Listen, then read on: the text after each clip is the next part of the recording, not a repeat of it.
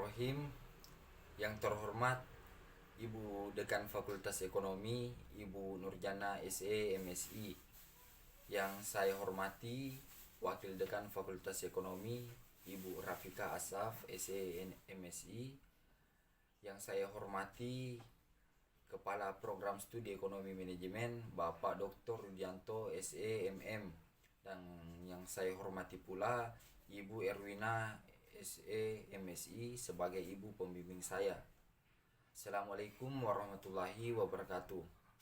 Perkenalkan, nama saya Muhammad Rizky Alamsyah dengan NIM 1902361201120. Pada kali ini saya akan mempresentasikan proposal saya yang berjudul Pengaruh Harga Terhadap Keputusan Pembelian Kartu Data pada Toko Agung Sel Palopo.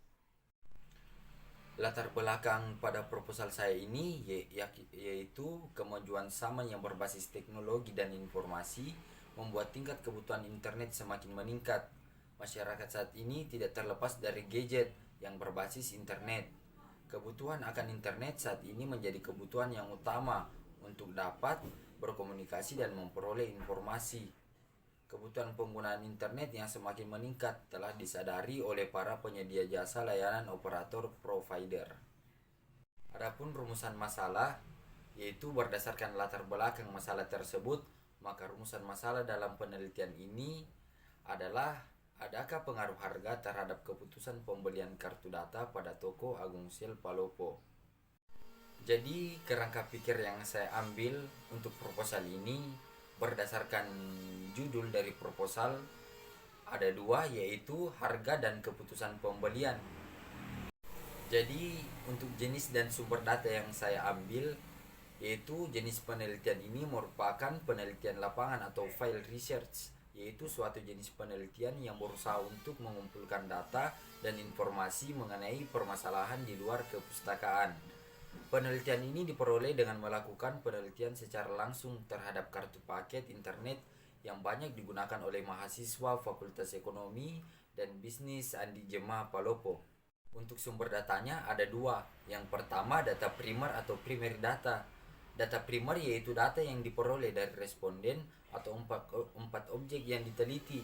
Data ini juga bisa diperoleh dari lapangan. Data primer dapat berupa opini subjek atau orang secara individu atau kelompok, hasil observasi terhadap suatu benda atau fisik, kejadian atau kegiatan, dan hasil pengujian.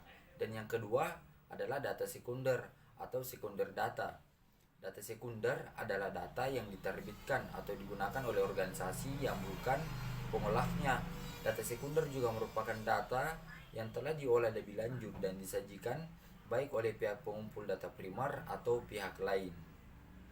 Untuk populasi dan sampel, jadi populasi merupakan keseluruhan subjek penelitian.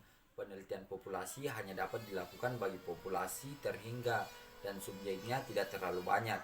Objek pada populasi diteliti, hasilnya dianalisis, disimpulkan, dan kesimpulan itu berlaku untuk seluruh populasi.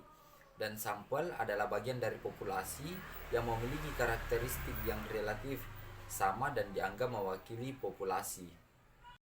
Dan untuk teknik analisis data, teknik analisis yang pertama yaitu teknik analisis regresi linier berganda. Penerapan analisis sementara Sugiono sebagai berikut.